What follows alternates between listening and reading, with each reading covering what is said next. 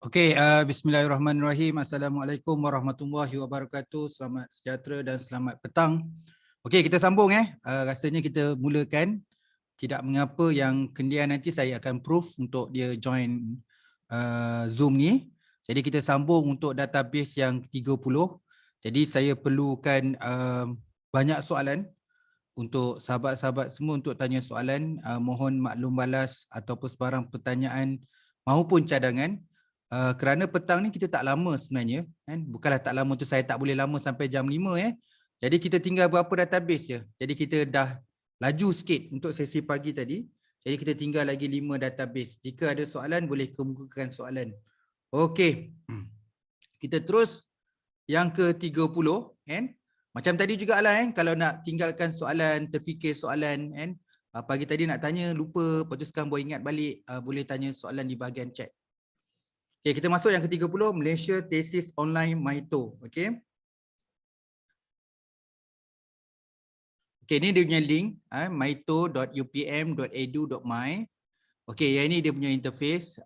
Siapa yang belum pernah buka, okay, inilah rupa dia. Okay. So, ada banyak melibatkan 23 institution di Malaysia. Okay. Okey, kat sini pun boleh connect. Saya pun tak cuba yang berkaitan dengan Google Play ni. Jadi saya biasa dengan website saja. Okey, kita boleh find. Okey, kita boleh find. Kalau ikut kat sini nampak find and get Malaysia Thesis Online. So kita boleh refer kat sini. Okey, contohlah saya type kat sini adalah lean construction. Saya nak tengok dalam topik saya adalah lean construction. Ternyata dekat Malaysia sangat mewah maksudnya dengan tajuk kalau katalah saya tadi ambil lean, jadi saya try je kat Malaysia lean construction, rupanya ada banyak result yang berkaitan dengan lean construction. Jadi kita boleh check kat sini. Okey, kena make sure kan, takut kat sini ada yang bercampur dengan ikutkan sini semua tesis. Tapi kita kena tengoklah juga Okey, kita dah klik lean construction, so menemukan sebanyak 390 yang berkaitan dengan lean construction. So kita kena tengoklah So pecahan yang paling banyak adalah Universiti Utara Malaysia, Universiti Teknikal Melaka, Universiti Teknologi Malaysia dan Universiti Pendidikan Sultan Idris. Jadi Universiti Pendidikan Idris ni memang student-student saya lah yang banyak buat lean ni. Okey. Okey, kat sini saya berkenan dengan yang ini. Guideline of Lean Critical Success Factor Implementation in Construction Project. Jadi menarik ni. Biasa saya buat critical success factor. Dia buat guideline of lean critical success factor implementation. So saya nak mengaji macam mana dia buatkan guideline tu. Jadi saya nak dapatkan tesis. Just klik kat sini, kat bawah tu pun boleh. Nak klik dekat title pun boleh. Saya klik dekat title. Okay, klik kat title. Dan dia akan keluar lagi satu tempat bahagian ni. So kita akan klik dekat online access. So dia ada bagi link kat sini. So kita klik. Okay. Yang bagusnya dekat MAITO ni, belah kanan tu dia bagi cadangan. Nampak ni. Kalau you nak tengok critical success factor, ada dekat Kamarudin, ada yang daripada Mazri ni. Nampak ramai orang buat critical success factor tu program implementation Mang Construction, 3 top management support. Jadi similar topik ada dekat sebelah. Jadi kita boleh dapat klik yang ni. Okey, dan kita akan dapat full text. Okey, tapi cuma full text ni. Yang ni nak beritahu lah. Kadang-kadang kita dapat full text penuh. Ada yang masa kita dapat sebahagian saja. Dia tengoklah apa yang diuploadkan. Kalau dapat penuh, kita dapat penuh. Itu usaha kita dalam mendapatkan full artikel. Okey, ini jadi kita boleh explore. Saya cuma nak tunjuk tu simple je. Saya ulang balik sebab ni Malaysia kan. So Malaysia kita pergi dekat website dia, link. Okey, melibatkan 23 institusi. Okey, kita search apa keyword tesis yang kita nak.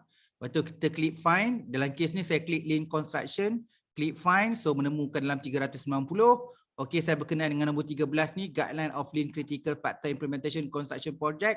Klik dekat sini. So saya klik lagi dia punya link untuk dapatkan PDF. Akhirnya saya dapat PDF. Okey, buka soalan. Ada sahabat-sahabat nak tanya ke yang berkaitan dengan MAITO ni? Siapa yang pernah guna, pernah nak berkongsi ke permasalahan ke apa yang ada. So ada soalan ni. So kita buka lah kita buka tesis di Malaysia ni. Apa yang you all nak bincang. Okay. Dan nak tanyalah. So sebenarnya tesis dah ada dekat semua universiti. Kita ada e-tesis. Okay. Kita ada dekat UUM, kita ada dekat USM, dekat UPM dan sebagainya. Tapi implementasi untuk dapatkan full text ni dekat Malaysia ni lebih pada hard copy. Jadi kita kena pergi dekat universiti itu, kita kena pergi kat library, so kita kena gunakan dalam library itu. Dan kita kena pulangkan tesis. Okay, kita kena salin lah. Okay, ada juga yang dapatkan online. Okay, ada beberapa universiti boleh dapatkan online, tapi kita kena ada password. So, dia ada macam, ada dua access lah. Satu is basic access, maksudnya semua pelajar boleh access, tapi ada beberapa tesis yang kita tak boleh dapat full text dia. Jadi yang ni kita kena request dengan library untuk ikut amalan universiti ya. Ada yang senang, maksudnya okey, ni semua pelajar kalau request, kalau ada boleh pinjam soft copy, hard copy. Tapi untuk dapat soft copy, ada setengah universiti perlu adakan username dan password. So kalau kita katalah dekat UUM, Universiti Utara Malaysia. Jadi kalau you ada username dan password, you boleh access. Okey, sekarang pun saya tanyakan kawan saya lah sebab saya pun dah tinggalkan kat UM tu. Jadi ada juga yang tesis yang still tak boleh dapatkan full text. Jadi kita kena tengok jugalah kan, mungkin universiti sekarang pun mengamalkan konsep okey, bagi tesis yang baru mungkin dia ada bagi waktu bertenang dulu, so dia tak boleh bagi full text kan, tapi dalam satu tempoh masa tertentu dia akan bagi full text. Sebenarnya dia sama juga dekat ethos. Ada beberapa researcher yang memang dia kata dia tak nak release lagi dia punya full thesis. So in between bagilah time 3 tahun ke, lepas 3 tahun baru dia bagi untuk open access, maksudnya boleh dapat full access. Kalau tidak, untuk peringkat awal dia bagilah dalam lebih kurang less than 20 page. Biasanya dekat bahagian chapter 1 je yang dia bagi. Okey, ada soalan nak tanya? Bagi saya ni penting sebab kita duduk dekat Malaysia, yang you all pun akan pergi semua library dekat Malaysia, tak kisahlah UM ke, UKM ke, UTM ke, UPM ke, dan selama ni pun ada yang nak buat tesis dalam bahasa Melayu. Apa option yang kita ada? So option yang ada adalah tesis-tesis daripada Malaysia lah, sebab tesis Malaysia yang ada tulis dalam bahasa Melayu. Tapi kita susah nak dapatkan full text. Okey. Jadi saya buka soalan jika ada soalan nak tanya untuk berkaitan dengan tesis di Malaysia.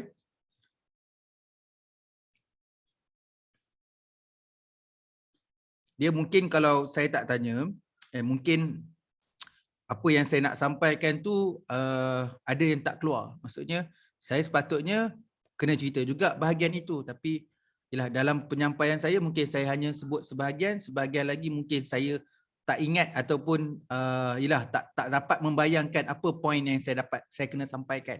Jadi dengan melalui maklum balas dan juga soalan agak membantu saya lah untuk saya, okey, you nak tahu yang ini, saya boleh explain yang ini.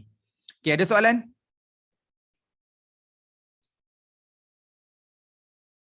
Untuk tesis Malaysia ni, minta explore lah. Kita dah tadi explore yang luar negara dan Malaysia juga kena explore. Kan? Macam saya cakap tadi lah kan, kita kena usaha. Kalau you all tak download, tak dapatkan full text, kita tak tahu isi kat dalam macam mana. Lepas kita buat dah buka, dah download isi kat dalam, baru tahu apa kaitan tesis ini dengan kita. Okey, mungkin sama dekat metodologi. Ada setengah tu kita bukan sama dengan objektif, tapi metodologi tu kita nak. Oh baguslah tesis ni dia cerita pasal sampling. Besok-besok kita pun nak cerita pasal sampling, buat satu folder sampling. So tesis ni duduk dekat sampling. Baguslah cara dia tulis bab 1. Senang nak faham. Problem statement dia senang nak faham. Okey, masuk tesis ni dekat folder problem statement. Biarlah problem statement tu kita je yang faham. Nanti orang tengok folder tu pelik kan. Kau ada folder penyataan masalah, ada folder objektif, ada folder significant of the study. Tak, ini folder contoh bila aku tengok tesis dia, rasa macam mudah nak faham dan rasanya terbaiklah dia punya penceritaan dekat cerita bahagian theoretical framework, cerita bahagian teori. Jadi saya nak bila nak menulis tesis tu, itu sebagai kita punya benchmark. Itu sebagai satu benchmark untuk kita dapat follow lah. Kita nak ikut dan sebagainya. Kita ni nak menulis tesis. Okey, kita dapat satu benda iaitu fakta. Tapi lepas tu kita nak menulis. Ini yang menulis ni kalau kata nak buat citation, say according to tak baik, menurut. Bagaimana kaedah penulisan yang baik? Penulisan satu ayat yang baik. Penulisan satu perenggan yang baik. Daripada satu perenggan kepada satu perenggan. Macam mana nak bila kita baca kita dapat flow daripada satu perenggan ke satu perenggan. Macam mana nak dapatkan keseimbangan dalam satu bab. Macam mana nak dapatkan keterkaitan antara bab 1 dan bab 2. Jadi benda tu memang kena banyak refer tesis. Saya nak tanya, kalau kita tak ada password dan tak dapat full text, kita boleh contact siapa-siapa ke untuk mohon tesis? Okey, yang pertama, universiti menawarkan dari segi loan. Kita panggil uni loan. Maksudnya kalau kata you pelajar UPSI, okey, you kena isi borang dan library UPSI akan mohon loan, katalah dengan USM. So, library UPSI akan mohon on behalf kita dengan library USM untuk dapatkan tesis tu. Ada dua option, sama ada dia okey nak bagi soft copy, maksudnya yang konsep e-tesis, ataupun dia akan bagi hard copy. So hard copy tu nanti tunggulah sampai library UPSI telefon kita, dia kata okey tesis USM tu dah ready dekat UPSI, dan you akan pergi dekat UPSI. Okey, itu cara pertama lah. Okey, cara yang kedua adalah melalui, walaupun cara ni macam okey jugalah bagi saya, kita kena ada kawan semua universiti. Itu je Nur Atikah. Jadi bila macam kursus-kursus kita macam ini cohort ni, identify lah. Ada seorang wakil UPSI, ada seorang wakil UUM, ada seorang wakil UTM, ada seorang wakil UM. Nanti kalau kata nak dapat tesis UM, pergilah jumpa kawan-kawan kita kat UM. UM quite okay jugalah. Kalau sebenarnya you kena pergi dalam UM. Macam saya, memang dulu saya memang suka tesis UM. Jadi ada yang saya pergi kat library, mula-mula pergi kat library salin. Tapi faham-faham lah library UM tu dia punya sejuk yang amat. Jadi nak salin tesis tu menggeletar tangan. Jadi mula fikir macam mana nak dapatkan tesis UM ni. Jadi ada yang kita boleh access. Ada yang part yang saya tak boleh access, saya kena communicate dengan sahabat saya pada UM untuk dia dapat accesskan benda tu, nanti saya minta lah soft copy tu. Jadi konsep community, kawan-kawan, konsep sedikit usaha lah, kena turun padang, kena turun field work lah kat tempat tu untuk dapatkan benda tu. Dan sebenarnya kita juga boleh buat call, okay, call dekat library, tak salah. Saya pernah call dekat UUM. Ni pengalaman saya kan, call dekat UUM, kebetulan saya alumni dan saya pun beritahu lah, ya saya ni alumni. Okay, kalau alumni dia bagi partial punya password, dia bagi seminggu ke 2 minggu je password sementara. So dengan password sementara tu, saya boleh access untuk dapatkan tesis. Itu respon saya lah Dr. Atikah untuk amalan dekat Malaysia ni. Ada beberapa option yang ada lah.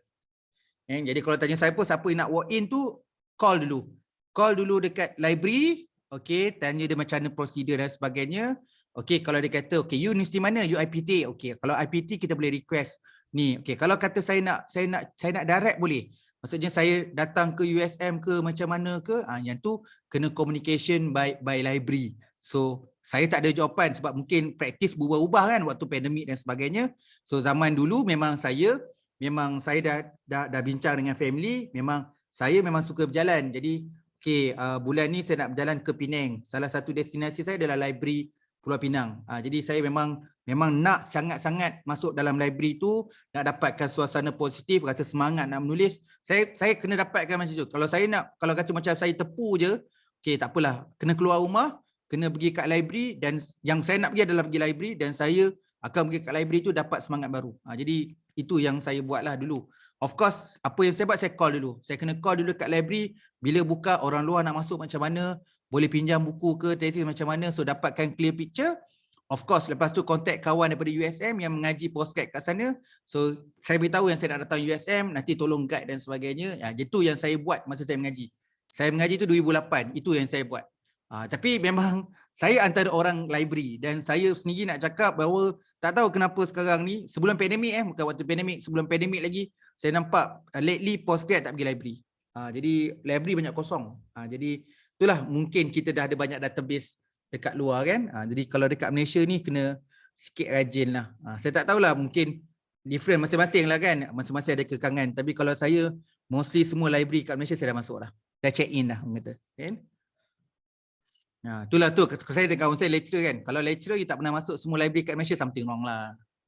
Dah pergi dah UKM dah, library dia? Oh tak pergi, tak best lah, dia kena masuk dan boleh cerita. So siapa dah masuk library dan baru rasa macam, okay aku dah check in library dekat UKM, at least tahu. Kalau macam saya tahu buku research method dekat tingkat berapa, kat rak mana, semua saya tahu. Kan? Dan kalau kadang kawan ni, aku nak pergi library. Kau dah biasa pergi library dia? Tak apa, aku nak ambil buku research method. Laju je, aku dah tahu dah kat mana buku research method. Jadi kawan-kawan yang close dengan saya, dia tahulah Mamat ni kaki library betul. Dia tahu kat mana buku-buku tu. Kan? Mana yang kalau saya lama kat library tu, yang staff library tu pun saya kenal. Boleh ajak sembang lagi. Kan? Boleh ajak keluar minum lagi. Kan? Okay, ada soalan nak tanya selain pada soalan tadi? Kan? Kenapa saya jawab macam tu? Sebab saya tak tahu actual practice library kan. Mungkin USM lain, UKM lain, dan benda tu keep berubah. Saya ambil example UPSI. So waktu pandemik dan sebagainya, kadang-kadang kita punya amalan itu bertukar-tukar lah sebab kita pandemik kan. Jadi saya nak ambil pemahaman saya pada tahun 2008 ataupun saya update pemahaman saya 2018 mungkin tak sama dengan 2022. Jadi sebab tu saya advise better call dulu. Nak call bukan susah, type je lah library universiti mana dan kita dapatkan benda tu. Kan? Cubalah, mungkin ada universiti yang friendly lah. Kan? Ada yang kata, okay, buat baik. Ada juga orang kata, baik dengan kakak dengan abang tu, dia dekat library tu, dia pun tengok kita kesian je kan. Kau ni menyalin tesis je. Teli, alah, sian lah kau. Ada pendrive, kenapa? Meh. Saya bagi soft copy dia. Kadang-kadang ada juga yang sebaik itulah kan. Tapi dari segi ikut SOP, ikut prosedur dia, sepatutnya kita kena mohon secara official lah. Sebab benda tu ada copyright. Ingat, tesis tu ada copyright. We cannot simply bagi dekat orang kita punya tesis. Jadi library pegang amanah untuk pegang library untuk setiap pelajar-pelajar dia. Okey, ada soalan lain? Tak ada soalan, saya proceed untuk seterusnya. Nanti kita bincang lah. Nanti sebab you all kena explore. Yang hari ni kita kongsi, dia bukan, okay, kita habis pukul 5 dan you kata, okay, hari ni kita dah khatam dah database tesis. Tak, you all kena buat. Hari ni kira activity hands on sebenarnya. Sebenarnya you all kena buka satu-satu website, kemudian kita cuba untuk access, dapat ke tak dapat. Jadi dekat sini mungkin kita online kan. Kalau kata macam kita kalau kata kita offline, dulu cohort 16 last. 16 ke 15 yang last kita sebelum online. Yang tu memang consider, okay, kita buka ethos, explore. Seronok lah masa saya dapat full text. Macam mana kau dapat full text? Okay, dah habis pergi yang kedua. Jadi kadang-kadang dah pukul 5 pun tak dan habis 35 lagi. Cuma untuk kita ni sebab kita online, jadi kita permudahkan lah. Sebab tu saya ada video rakaman dan juga slide saya bagi. Kan? Kalau tidak, dia orang saya tak bagi slide awal. Saya dah habis je yang tu baru saya bagi slide sebab saya nak dia orang beri tumpuan kepada sesi kita lah untuk mengkaji setiap database. Kemudian of course lah kalau face to face tu banyaklah soalan kan. Jadi kita online ni kita kira limited dan kali ni cohort kali ni pun tak ramai orang. Yang join kita pun 21 orang je hari ni. Jadi memang kalau kita habis awal pun logic matter sebab kurang soalan. Jadi sebab tu kita laju.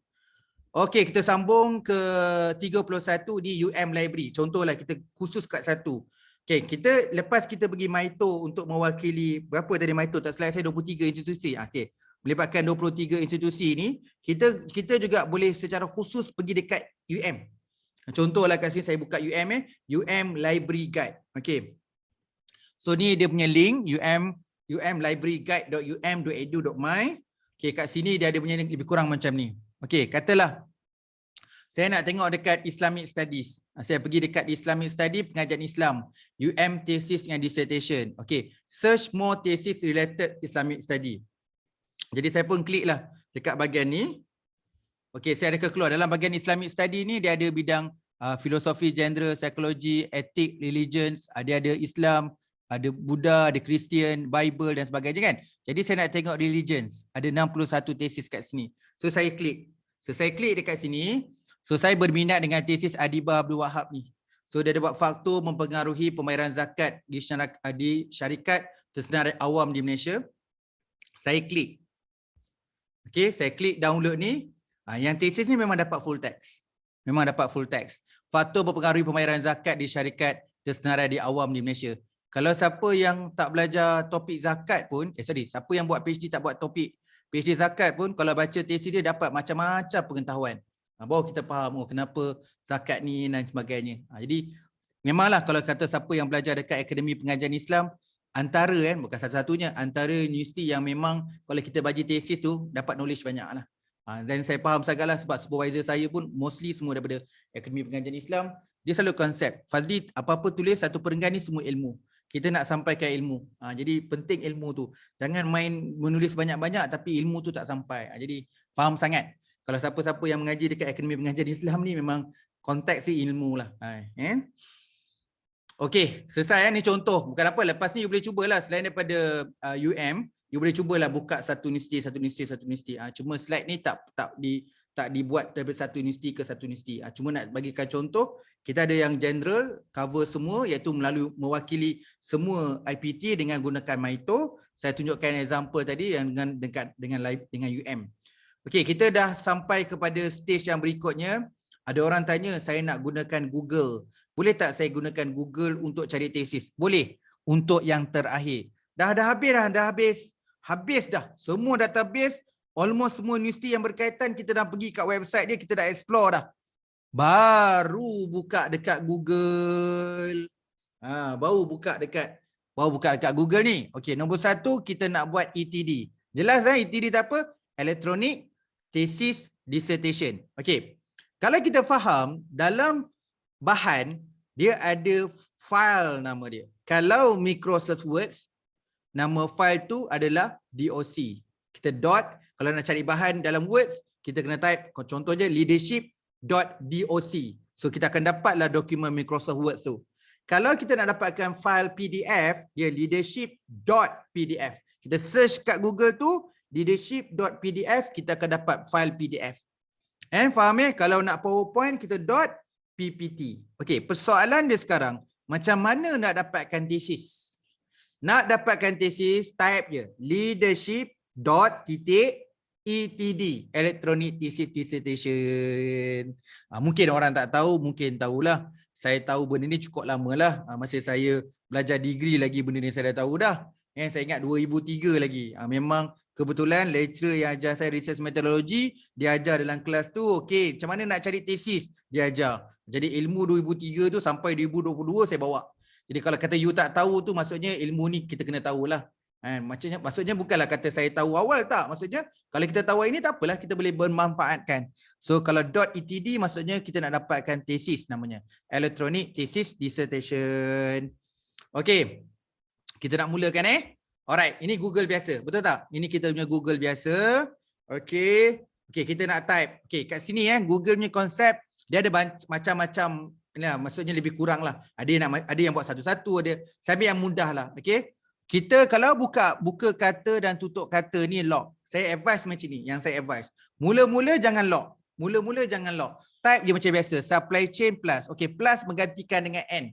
Jadi kita letak plus lah. Okey, supply chain management and performance. Katalah kita punya topik, ini kita punya IV, ni kita punya DV. Contoh, supply chain management, ni performance. Okey, kita dot electronic thesis dissertation. Kita kena dot. Okey, bila kita search, terlalu banyak. Okey, kita kena control. Barulah kita tutup kata dan buka kata. Tapi kalau you type supply chain management and performance, tak banyak, tak dah, cukup dah. Terus kita boleh cari yang mana yang bersesuaian, kita boleh download. Okey, ini cara dengan menggunakan Google macam mana kita nak dapatkan full thesis. Tetapi, okey, bolehkah dia tembus ETD? Boleh, tapi sikit. Kalau kita pergi ETD, kita masukkan supply chain management and performance, katalah ethos tadi, kita boleh menemukan 300. Adakah Google ni akan tembus 300 tu? Tak. Sebab tu kadang-kadang kita punya topik ni ada tau, pakai Google tak jumpa. Tetapi kalau pergi dekat ethos, jumpa. Yang tu yang saya nak cakap. Kalau you gunakan Google, belum tentu dapat jumpa artikel yang sepatutnya you jumpa. Kenapa pakai ethos saya jumpa dapat? Kenapa saya pakai Google tak dapat? Sebab tu saya cakap tadi, gunakan Google ni last option. Pilihan yang terakhir. Setelah semua website you dah masuk, dan last try adalah kita nak gunakan Google. Ataupun, okey, kita dah semua step dah selesai, jom kita santai-santai try kat Google. Okey, cara dia, format dia macam ni, supply chain, N tu ganti dengan plus, masuk keyword yang kedua, titik ETD. ETD maksudnya Electronic Thesis Dissertation. Okey, lepas tu klik search. Dapatlah beberapa artikel. Kat sini kan. Dapatlah beberapa artikel kat bawah ni. Ni contoh relationship of supply chain capabilities. Detect kat UM. Ni detect kat UM ni. Adalah bawah-bawah lagi. Kan? Ada bawah-bawah lagi. Okey, katakanlah you nak lebih luas. Tadi sebab kita tutup kata kan. Sekarang kita biar je. Nampak ni? Supply chain management and performance. Lagi banyak. Jumpa daripada Ohio University. Jumpa Ohio lagi. Jadi ni semua tesis ni. Ni semua tesis. Sebab kita pakai ETD, jadi yang keluar ni semua tesis. Kalau you tak buat ETD, kan kita type je, macam-macam jumpa kan. Ada jumpa artikel lah, jumpa bulletin lah, jumpa proceeding lah, cerita dekat consultant lah, sampai kat governments lah. So kita nak fokus kepada thesis saja, sebab tu kita .etd. Okay. Alright. Okay. Ini contoh lah kan, saya berkenan dengan yang pertama ni, daripada 2010 ni, saya tengok banyak orang cite ni, maksudnya thesis ni bagus ni. Jadi kita pun klik yang tu. Kemudian kita tengok, okey betul lah, alignment of information system with supply chain, impact of supply chain performance and organizational performance. So saya kita tahu thesis ni 2010 lah, University of Toledo. Okay. Alright. Okay, kita katalah saya nak cari instrumen. Saya nak cari instrumen, iaitu saya nak dapatkan questionnaire. Buat macam ni je. Tadi kat depan tu kan, ada supply chain management ke management depan ni. Lepas tu plus performance plus questionnaire. Sebab apa kita tambah perkataan questionnaire? Sebab kita nak cari thesis yang ada questionnaire dekat belakang. Jadi kita pun .etd tapi plus questionnaire dulu. Jadi pun kita pun cari. Okay, jadi kita jumpalah yang atas kali ini. Kita daripada topik ni, performance measurement of manufacturing supply chain. So daripada thesis we ni kan. Jadi kita pun klik yang ni. Okay, dan kita dapat ada punya thesis. Thesis ni 2014. So bila dapat thesis dia 94 ni, kita scroll down lah. Scroll down. Betul lah dia ada questionnaire kat belakang. Jadi kadang-kadang kawan-kawan kita bukanlah kita nak tiru, tapi kita nak tahu kalau orang dah buat kuantitatif, mesti ada instrumen survey. So apa yang dia buat? Macam mana dia buat survey tu? Jadi kita nak tengok. Jadi ini cara dia dengan menambah plus questionnaire ni .etd, kita akan dapatkan full thesis yang plus dengan appendix kat belakang dia letak questionnaire. Okey, sampai sekarang ni, sampai stage ni, ada siapa-siapa nak tanya soalan berkaitan Google ni? Tanyalah, kita tak ramai, tak payah nak malu, tak payah nak segan. Kalau rasa-rasa nak tanya je. Ada soalan?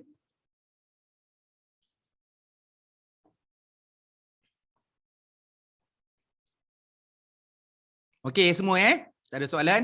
Jadi kita tahu macam mana kita nak dapatkan tesis, macam mana nak dapatkan tesis, ada instrumen dekat belakang. Tak semestinya questionnaire, interview question pun boleh dan sebagainya. Okey, kita pergi yang seterusnya adalah Google Scholar. Okey, kenapa kita kena tahu Google Scholar ni? Jadi kita penting juga kena ambil manfaat daripada application yang ada dalam Google Scholar. Okey, dekat Google Scholar tu step yang pertama kita pergi dekat link ni. www.google.com. Okey. Alright, ini dia punya interface dia. Okey, sekarang ni kita nak buka account. Okey, kita ni seorang researcher kena ada account dekat Google Scholar.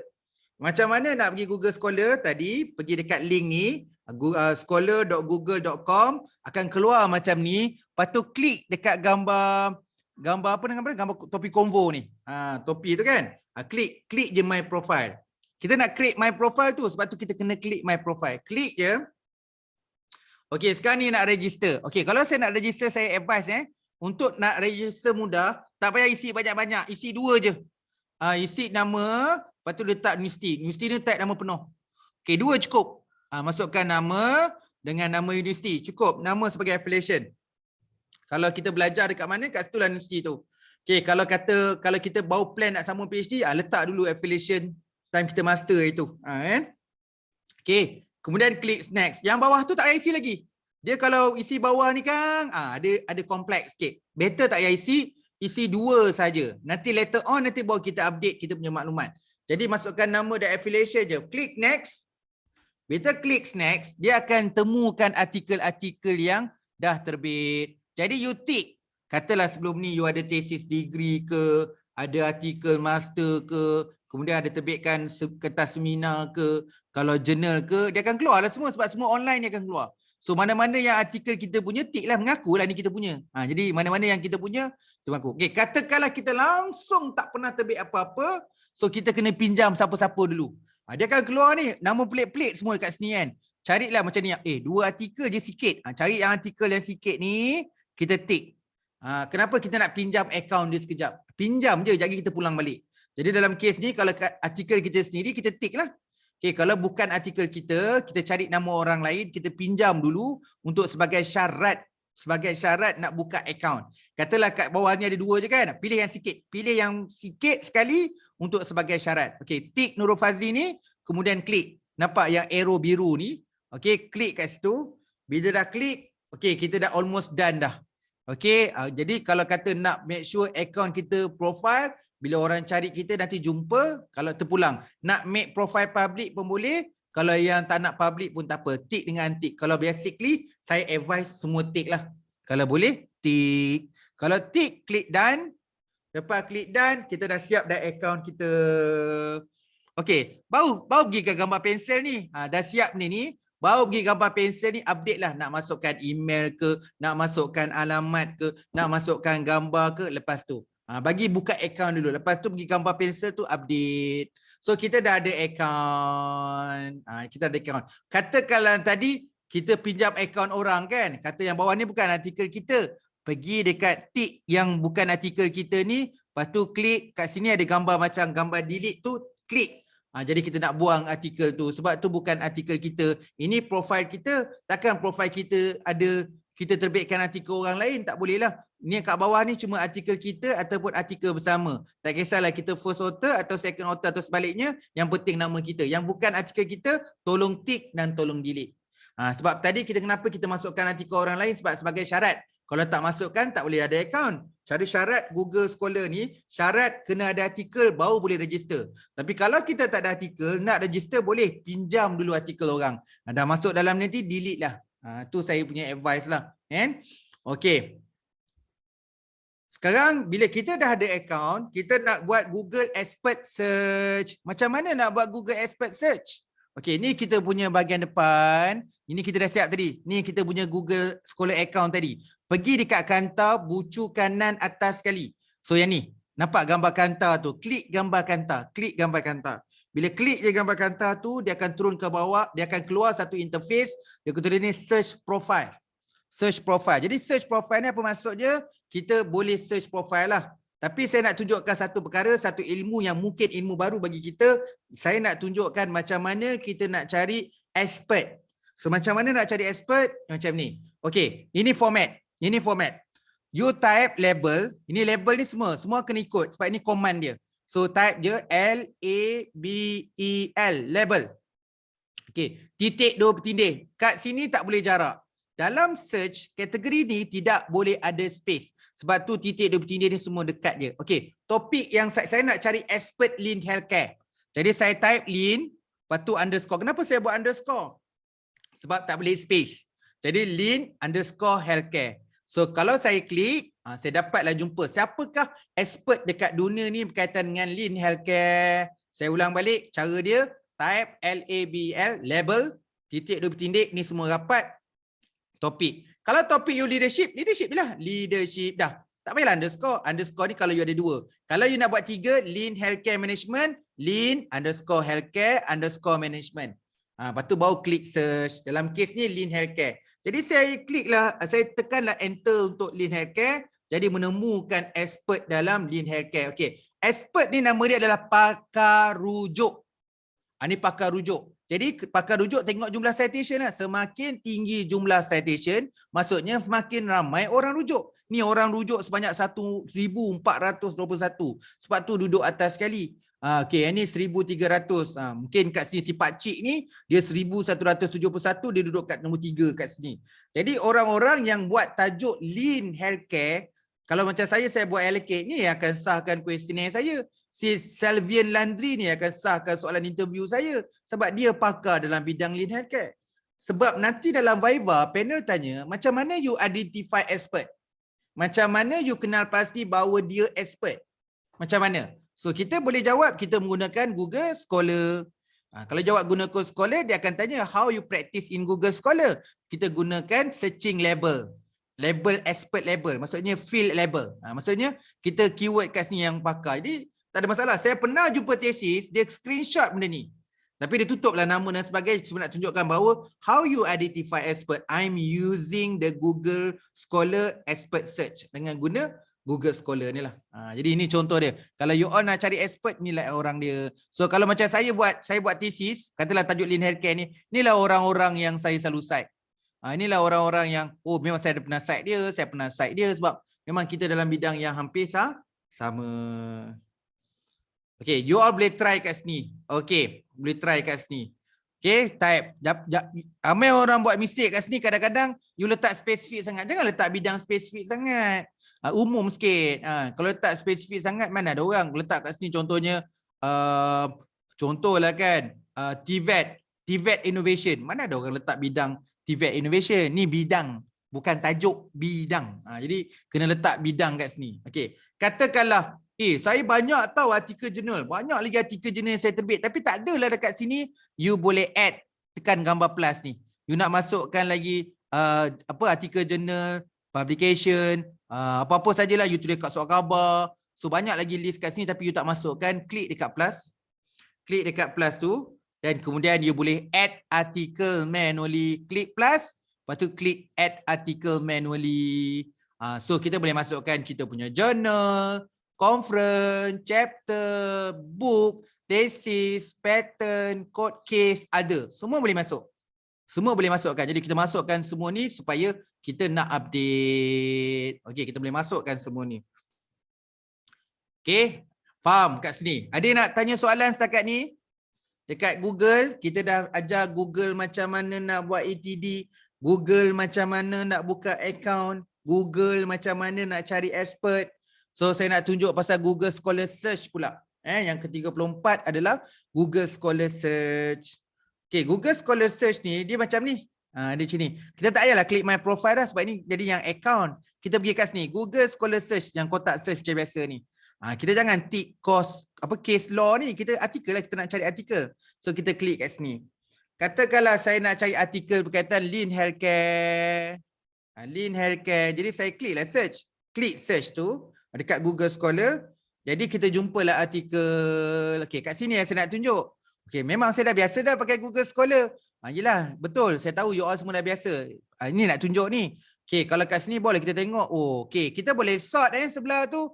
Kalau nak tengok artikel dan tahu sebab supervisor minta kita cite tahun 2020 je kan.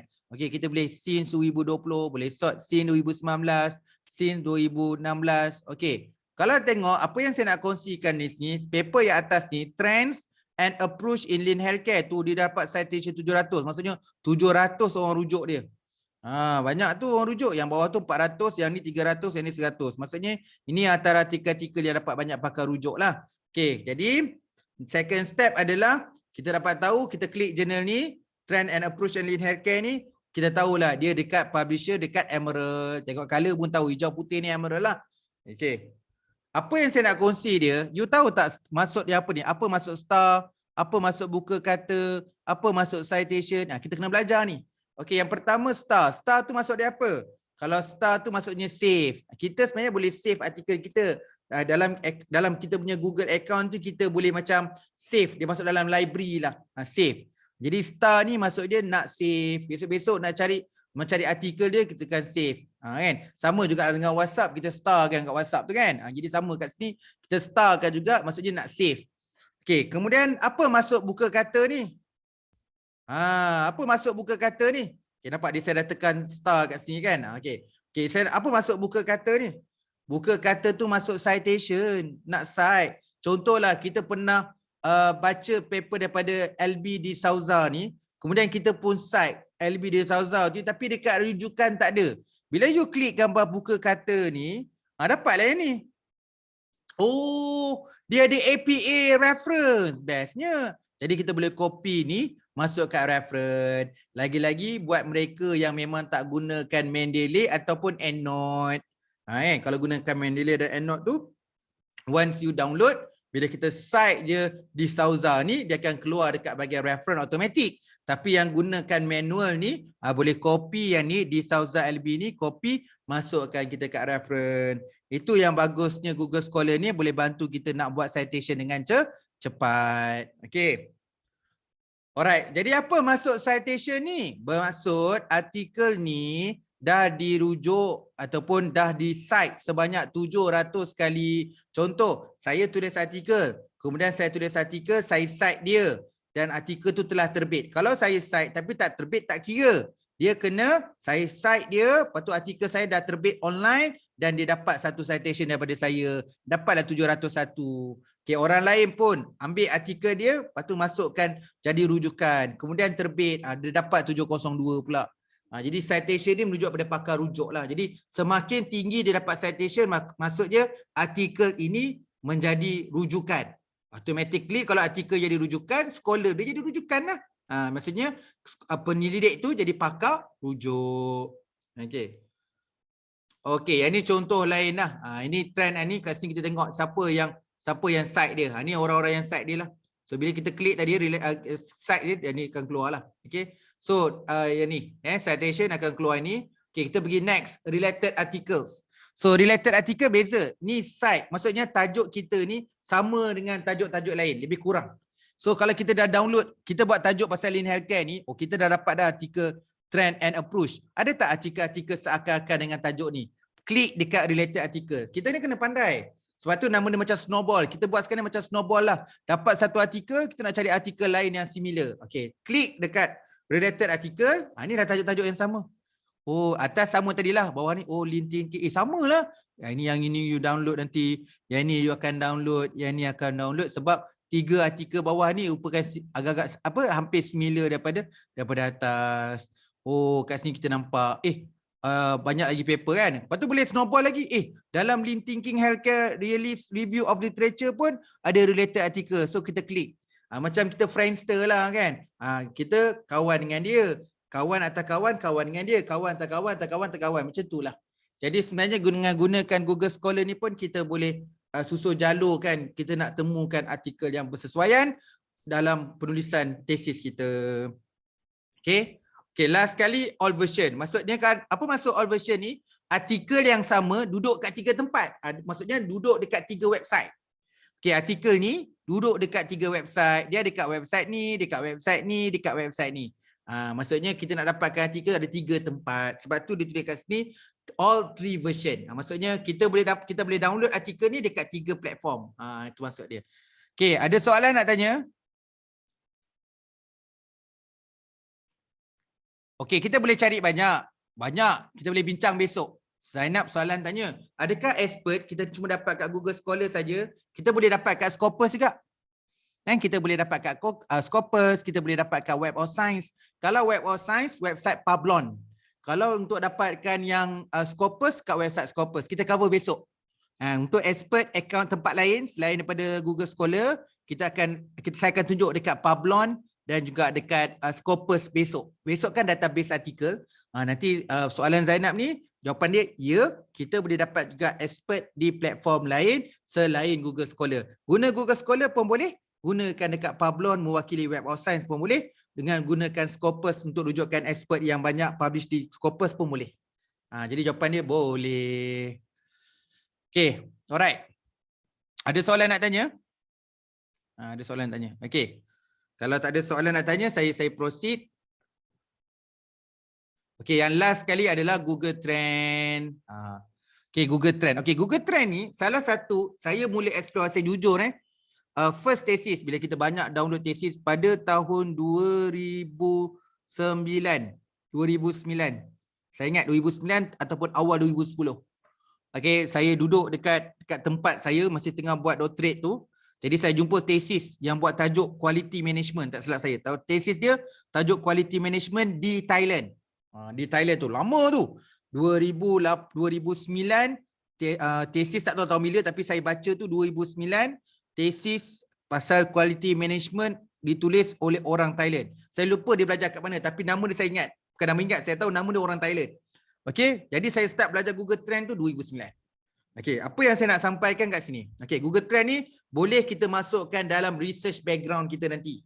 Yang ni saya nak cover. Okey, pergi dekat Google Trend ataupun type je. Type dekat Google tu Google Trends. Type je Google Trends. Okey, kita pergi kat Google Trends tu. Okey, dia akan keluar macam ni. Mungkinlah disebabkan yang ni pun lama kan. Mungkin kalau sekarang you buka website tu kalau keluar warna lain jangan marah saya kan. Jadi mungkin interface tu dia bertukar-tukar sikit tapi application dia tetap sama. Okey. Explore what the world is searching. Sedap ayat dia. Explore lah. What the world is searching. Kita boleh explore kat sini kan. Nampak ni. Sekarang dekat sini ada ramai orang explore Taylor Swift, Kim Kardashian, World Cup, football, American football. Apa you nak explore? Explore lah. Okay. Apa saya nak explore sekarang adalah COVID. Ketika tu saya nak explore COVID. Saya pun type lah COVID. Lepas tu klik search. Okay, bila COVID class, dia keluar macam di gambar rajah. Okay, kita belum betul-betul analisis lagi. Oh, ini COVID di US pas 12 month. Oh, macam ni lah rupa graf dia ni. Okay, graf ni boleh masuk dekat kita punya research background kan, nak tunjukkan bahawa okay, kita dah kalau nak tunjukkan apa yang berlaku COVID dekat US, ini gambar rajah dia. Okay, maksudnya. Okay, now kita nak explore lagi. Kita nak tengok di US 90 hari je. Tadi setahun. Yang ni nak 90 hari 3 bulan. Nampak graf dia lah. Sebab 3 bulan. Okey, nampak graf tu. Okey, sebab kita buat 3 bulan nampak cantik sikit. Okey, kita explore lagi. Kita buat COVID tapi dekat Malaysia. Nampak ni Malaysia. Kita nak buat tengok 3 bulan. Hari tu kan kita ni 2020 kan. Bulan Mac 2020 COVID masih awal lagi sebab kita kat Malaysia bulan 3 kan. So nampak sini orang explore untuk dapatkan maklumat pasal COVID meningkat. Tapi semakin lama semakin menurun. Betul lah sebab orang dah tahu apa tu COVID-19 dan apa sebagainya. Tapi ni trend di kat Malaysia lah. Ni trend kat US. Tapi ni trend kat Malaysia. Kalau kita nak compare, kita kena masuk dua gambar rajah lah. So nampak trend kat Malaysia macam mana, trend dekat trend dekat US macam mana. Okay. Sekarang ni dia bukan ada maklumat ni dekat bawah. Bila Google Trend tu lepas keluarkan graf, bawah ada maklumat lagi. Dia keluar macam ni. Jadi kita nampaklah dekat sini color-color ni kan. So dekat Malaysia, paling banyak orang buat searching pasal COVID adalah Sabah paling tinggi. Kedua Labuan Federal Territory, 3 Selangor, 4 Putrajaya dan Penang. Apa dia orang sedang search ni? Oh, orang search paling tinggi sekali adalah Perkeso COVID test. So Perkeso COVID test ni dia link dengan Sabah pada peringkat awal. Jadi ramai pergi kat Sabah tu. Okey. Jadi kita bukan sekadar tahu pasal graf Malaysia tapi tahu punca dia kat mana. Tu kelebihan Google Trends. Okey, kita try explore lain apa yang boleh buat kat Google Trends. Okey, contoh kat bawah ni saya screenshot kan. Apa Perkeso, permohonan bantuan COVID Sabah, sebab tu Sabah duduk atas sekali. Perkeso COVID-19, pantun raya COVID. Ya, ramai orang type dekat Google pantun raya COVID, sebab tu dia naik ranking. Okey, permohonan package bantuan COVID-19, ni lain. Yang ni mana yang related topik jugalah. Our World in Data, Mukim, poster, content swab, Sabah Malaysia State. Jadi nampak kat sini bahawa Malaysia dia banyak dekat sinilah Sabah Malaysia State ni. Okey, kita nak buat comparison, katakanlah. Ini kat Google Trends kan. Tadi tak buat compare apa, padahal kita buat compare, nampak ni. COVID, kita boleh buat compare tapi kita tak buat compare sebab kita nak tengok COVID dia. Sekarang ni saya nak buat compare. Okey, saya nak compare antara Facebook dan Instagram. Saja je nak tengok compare dekat Facebook dan Instagram dekat Malaysia. Dekat Malaysia ni dalam masa seminggu, 7 hari travelling. Kalau kita nak buat bisnes pasal travelling ataupun nak tahu status travelling kat Malaysia ni, better kita nak promote Facebook ke Instagram. Ini result dia. Jadi nampak dekat Facebook dekat Malaysia ni, kalau katalah orang luar negara ni kalau nak buat bisnes dengan Malaysia, kalau dekat pasal tourism kena promote dekat Facebook. Dua-dualah, tapi lebihkan dekat Facebook sebab Facebook lagi tinggi, nature dia dekat travelling. Okey, kita try explore lain. Okey, explore pula kita tukar, tak nak pakai travelling, kita tengok shopping. Okey, dekat Malaysia shopping ni better guna Facebook ke Instagram? Sama banyaknya. Jadi kalau saya ada bisnes, saya kena dua-dua. Saya kena promote dekat Facebook, saya kena promote dekat Instagram. Itu kalau kat Malaysia. Okey, kemudian saya nak tengok internet dengan telco. Okey, antara Facebook dengan Telegram, kita nampak bahawa Instagram. Okey, kita pun tahulah kan, internet dengan telco ni banyak orang muda kan. Jadi kat situ kita nampak Instagram paling tinggi lah compare dengan Facebook. Dua-dua penting, tapi kita kena lebihkan kat Instagram untuk kategori bisnes telco ni. Okey, kalau saya compare nasi kandar dan nasi biryani, kan? Dekat Malaysia ni, saya nak buka nasi kandar ke nasi biryani. Saja je lah tengok Malaysia dalam masa 7 hari food and drink lah. Sebab kategori nasi kandar dengan nasi biryani food and drink. So saya nak tengok rupanya kat sini Malaysia ni kalau segi numbers berat dekat nasi kandar lagi lah compare nasi biryani. Jadi ini you compare lah. Kan? Janganlah you compare you dengan Fazura ke dengan Nolofa ke tulis nama sendiri tu memang dapat gap jauh lah kan. Sebab dia memang orang yang social mate-nya orang. Jadi Dalam kes ni memang kita boleh buat compare apa-apa. Jadi sebenarnya graf-graf ni boleh masuk tau. Ini graf ni bukan orang buat PhD je. Kawan-kawan saya minta grant 500,000, nak minta grant pensyarah, nak minta apa FRJS pun masuk gambar rajah ni. Jadi kita boleh gunakan gambar rajah ini untuk kita memantapkan research background. Kenapa kita nak buat topik di arsip kandar? Kenapa bukan arsip berani? Kenapa kita nak buat kajian model Facebook? Kenapa kaedah kita gunakan Facebook kepada Instagram? Kenapa kita pakai Instagram untuk telco? So ini bukti bahawa kenapa kita kena gunakan promote guna Telegram rather than Facebook. Okey, selesai dah. Selesai dah kita hari ni. Cepat tak cepat ni. First time record habis awal perkongsian database. Jadi saya buka soalan, jika ada soalan nak tanya. Kita tutup tadi, sesi petang tadi kita cover dengan tesis kat Malaysia. So tambah satu lagi kita tambah kat UM Library. Kemudian kita terus masuk dengan application Google dan kita pakai ETD tadi. Lepas tu kita buka akaun Google Scholar, kita cari expert Google Scholar, kemudian kita explore Google Scholar searching tu macam mana. So kita last kali kita cover Google Trends. Okay, itu santai. Saya ada tambahan bonus Google tu supaya kita tahu apa sebenarnya yang best guna Google ni daripada Google search biasa. Ada soalan nak tanya?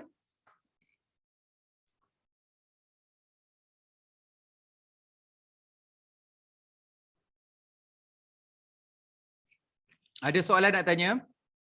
Okey. Besok artikel besok artikel. Hari ni tesis. Artikel tu sebenarnya kalau kata kita belajar apa? Scopus ni Scopus pula. Kita belajar tesis ni 35 kan? Esok lagi banyaklah. Artikel lebih luas. Jadi besok sekarang nampak macam dah okey dah. Esok kita akan gabung. Jadi esok 5 petang besok 5 petang dan you akan dapat very clear picture, crystal clear. Okey, baru sekarang aku confident nak buat PhD. Dalam kepala dah tahu dah macam mana nak cari tesis yang berkualiti sebanyak-banyak mungkin dan tahu dah macam mana nak dapat artikel yang terkini, yang terlatest, terbanyak-banyak. Jadi baru kata macam kat situlah kerap saya dapat komen yang kata aduh nyesal tak belajar benda ni awal-awal lagi. Kenapa dulu tak nak belajar? Kenapa tak nak explore benda ni? Rugilah mana-mana student yang tak explore benda ni sebelum kita nak menulis tesis. Jadi ni ada satu benda yang aset untuk kita lah. Kalau orang tanya, oh saya nak buat PhD, apa aset yang ada? Aku dah tahu dah macam mana cari tesis. Aku dah tahu dah cari artikel. Ni bukan cari biasa-biasa tapau habis nama dia. Jadi consider tu sangat penting. Kenapa saya mulakan konteks macam bonus lah. Sebelum kita melangkah bagaimana nak menulis pengenalan nanti. Pengenalan dalam bab pengenalan mulakan dengan latar belakang. Macam mana nak tulis latar belakang tu nanti semua tu kita akan cover minggu depan. So minggu ni kita tapau dulu database. Okey. Ada soalan? Ada soalan semua yang berkaitan untuk hari ni? Okey, Farah Najwa dia minta saya cover balik ETD tadi. Okey. ETD tadi yang bahagian ini, okey. Kita nak cari tesis. Nak cari tesis, kita boleh gunakan ETD bermaksud Electronic Thesis Recitation. Okey, ni tadi. Alright. Kita search macam biasa. Saya mulakan dulu yang biasa dulu lah. Ni. Type je supply, katalah topik saya adalah supply chain and performance. Jadi saya type supply chain plus performance. Saya tak tulis N tapi saya gantikan dengan plus. Tapi klik dot. Apa maksud dot ni? Okey, kalau kita nak dapatkan file PDF, kita type PDF. Dapatlah full text PDF. Kalau nak dapatkan words, kita kena dot doc, doc. Kalau kita nak dapatkan PowerPoint, kita dot PPT. Tapi kalau nak dapatkan tesis, kena dot ETD. Jadi dot ETD ni untuk dapatkan tesis. Search lah. Dapatlah semuanya. Tesis-tesis yang tajuk tadi. Katalah saya berminat yang atas sekali tu, saya klik. Okey, dapatlah full tesis. Okey. Contoh yang kedua. Katakanlah saya nak tambah. Saya nak cari tesis yang ada questionnaire. Saya plus lah. Plus, type tambah lagi satu keyword. Questionnaire.etd. Okey, ini senarai semua tesis yang mana ada questionnaire dekat belakang. Okey, kita pun klik dekat sini. Okey, dapatlah tesis dia. Jadi kita pun scroll down tesis dia. Jadi dekat bawah belakang dia memang ada questionnaire. Jadi kita dapatlah satu tesis yang ada questionnaire. Jadi kita bolehlah nak adopt ke, nak adapt questionnaire dia untuk kita punya pengajian master. Kalau saya sebenarnya kalau student master saya suruh ambil je. Adapt sikit-sikit je kan. Kalau kita buat PhD kita buatlah sikit adapt tu. Okey? Itu contoh nak penggunaan ETD. Dapat Farah? Itulah yang kita kongsikan tadilah. Maksudnya kita nak cari tesis dalam Google. Kan? Jadi selama ni kita tak ada main dot-dot pun. Kadang-kadang kita pakai and. Tak payah ambil keywords je. Macam tadi kan, supply chain plus performance.etd. Jadi kita boleh dapat tesis. Maksudnya kan hari ni kan kita belajar macam mana nak dapatkan tesis. Jadi menggunakan Google, bila nak guna Google, habis dah. Dah guna dah 100, semua database dah guna. Barulah kita pakai Google. Jangan pakai Google. Biasakan diri, Google adalah part yang terakhir sekali. Google adalah part yang terakhir sekali. Kalau kita gunakan Google, apa bezanya kita calon PhD dengan orang di luar sana yang bukan calon PhD? Jadi kita ada perbezaan. Orang yang buat PhD, orang yang belajar master, kita kena gunakan database yang khusus. Google ni last option. Okay, ada soalan-soalan lain nak tanya? Untuk kita punya perkongsian hari ini, 35 database selesai sudah. And memang kita selesai awal. Okay, jadi saya ada masa. You all pun kalau nak tanya apa-apa pun boleh untuk saya respon. Sebelum kita stop dan kita akan sambung besok untuk database tesis. Esok lagi banyak. Jadi segi esok lagi segi banyak. Besok kalau kita slow, impact dia lambat habis. Kalau laju susah juga nak laju besok tu. Sebab besok lagi maksudnya kalau lagi darjah kompleks, besok kompleks sikit lah. Hari ni senang je kan. Pergi dekat website, masukkan search, download. Besok aras dia lain sikit.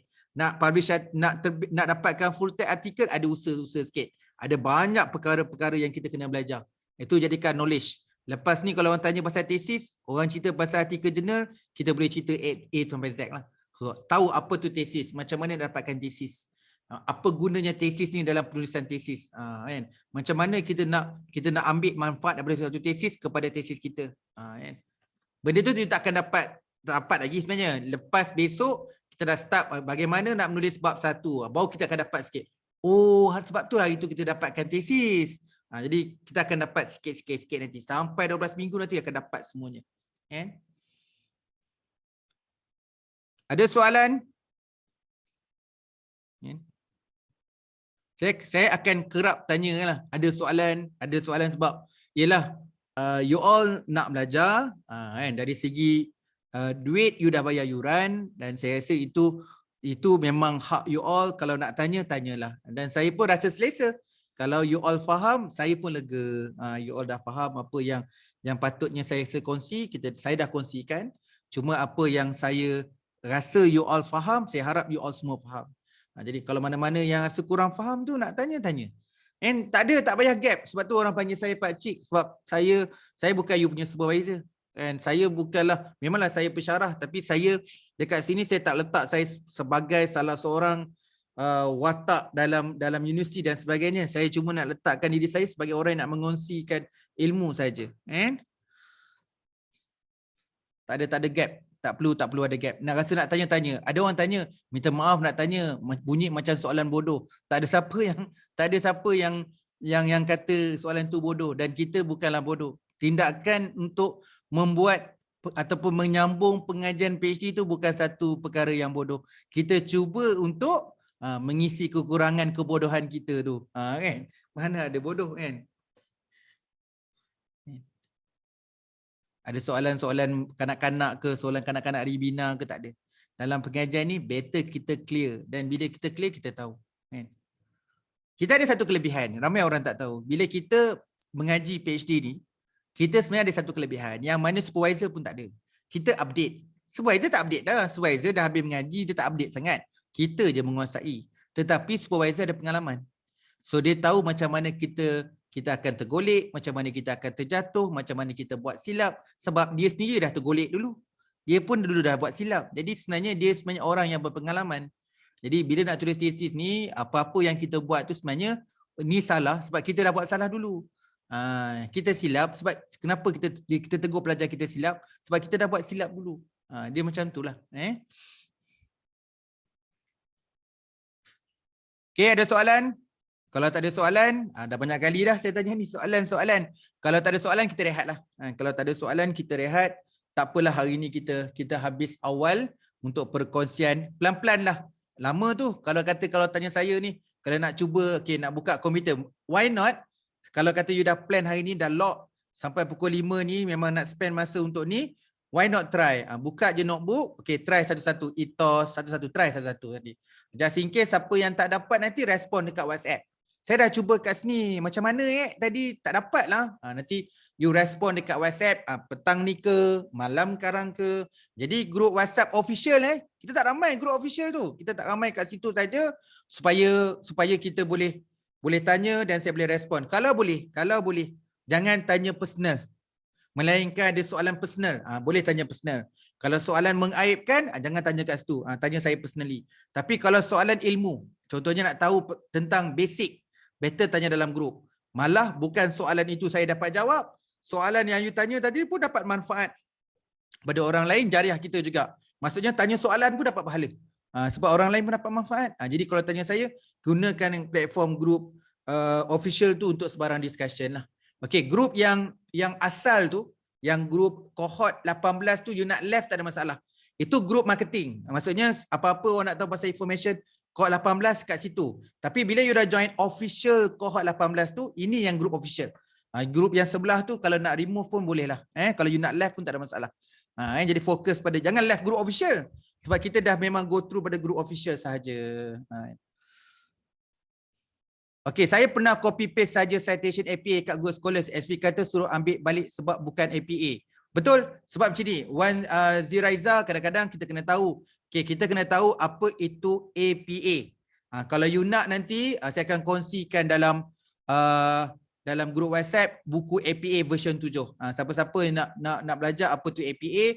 Siapa-siapa nak belajar APA ada dua tempat. Yang pertama, ni nak kena belajar. Walaupun kita ada buku APA version 7, tapi kita kena refer juga gaya penulisan universiti. You kena refer kalau belajar kat UKM, gaya penulisan UKM. Macam mana nak upload? Kena upload dekat website IPS, baru tahu. Kalau saya pelajar UKM, saya kena ikut cara citation dan reference gaya penulisan UKM. Jadi Wan Zaraizah, saya setuju. Kadang-kadang kenapa APA kadang-kadang dia tak update. Contoh dia kat tadi kan, saya setuju. Terima kasih sangat Wan Zaraizah. Jadi kat sini tadi kalau kita perasan, saya tunjuk yang tadi kan, belakang sikit. Yang APA tadi tu, saya tunjuk. Kan ada gambar tu kan, at least dapatlah sikit tapi dia tak lengkap. Tengok ni gambar ni. Okey, nampak?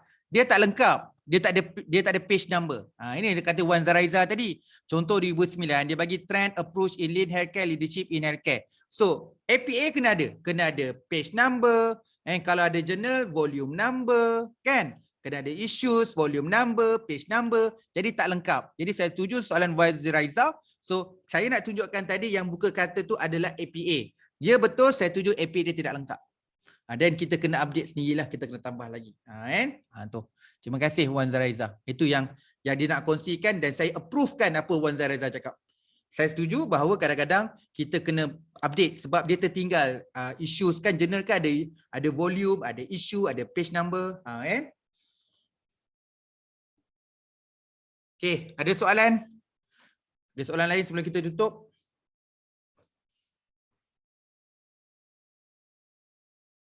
Okey, kalau tak ada apa-apa saya tutup lah.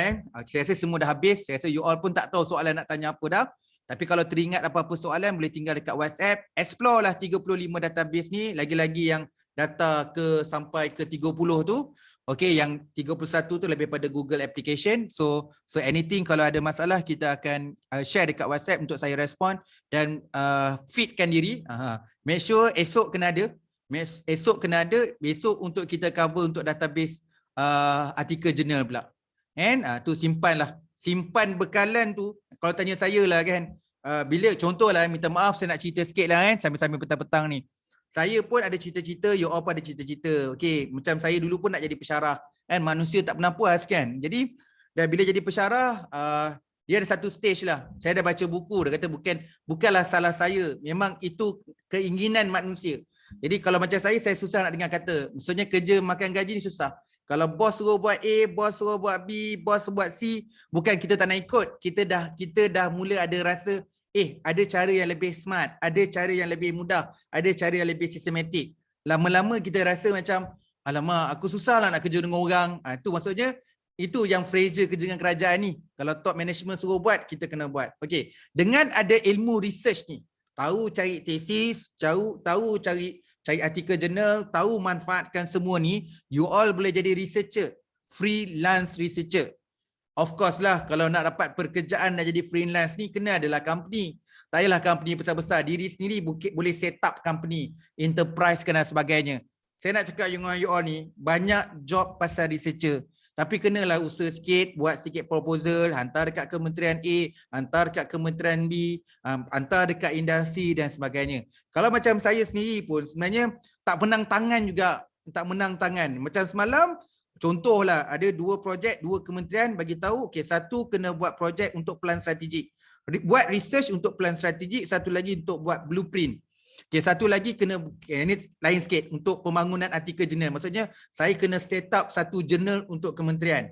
Jadi kan datang 3 projek, nak 3 quotation nak datang hari Sabtu, esok Ahad nak buat paperwork.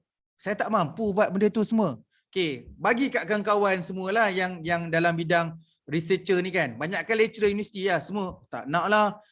Aku tak berani lah, kita orang ni lecturer dan sebagainya. Jadi macam saya jiwa dah jiwa researcher dah kan. Jadi kat sini saya nak beritahu bahawa bukanlah kita belajar ni untuk PhD dan master juga.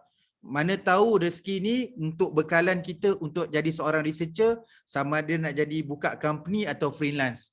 Freelance ni tunggu job je lah. Contohlah, tak dah nak buat ni, kita cari budak PhD yang tak ada kerja tu buat freelance. Tapi susah juga nak cari freelance. Orang yang ada jiwa researcher ni, orang nak duit ramai, nak buat research tu macam buat ala-ala kadar je. Jadi tu susah juga. Contohlah si kawan saya ni, dia ada PhD, jadi ada doktor. Jadi saya minta dia buat kerja, tapi dia kata tak berbaloi lah, aku ada doktor. Itu susah, dia tak dapat roh tu. Jadi maksudnya okey, susah lah nak bagi job dekat dia lain kan. Sebab kita nak buat job tu nak bagi kat kementerian. Jadi kita lah terpaksa buat sendiri, sampai tak tidur malam nak kena buat tu sebab tu. Jadi saya nak beritahu bahawa apa yang saya nak tunjukkan, kementerian tak tahu pun semua benda ni.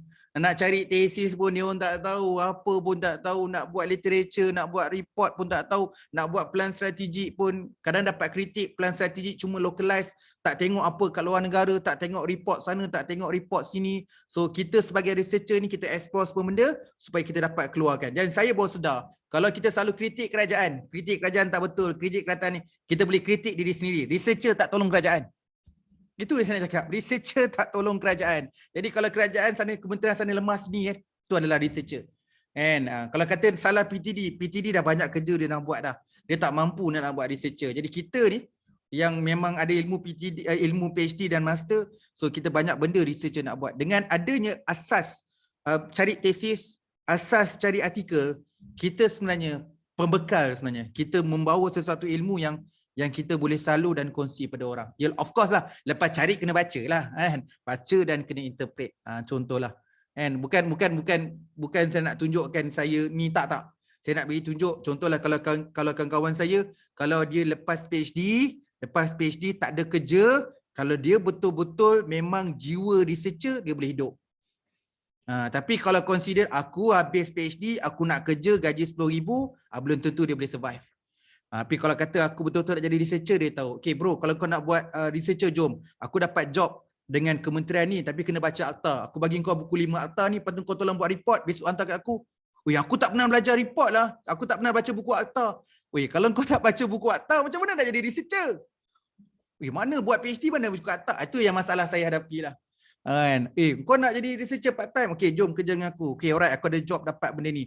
Kau tolong review report. So review report semua negara-negara dekat Euro. Dekat Euro kita ada 30 country kat Euro. Okay, aku bagi kau report, aku bagi kau seminggu, kau review. So besok kau bagi aku report tu dan aku nak blast dekat kementerian.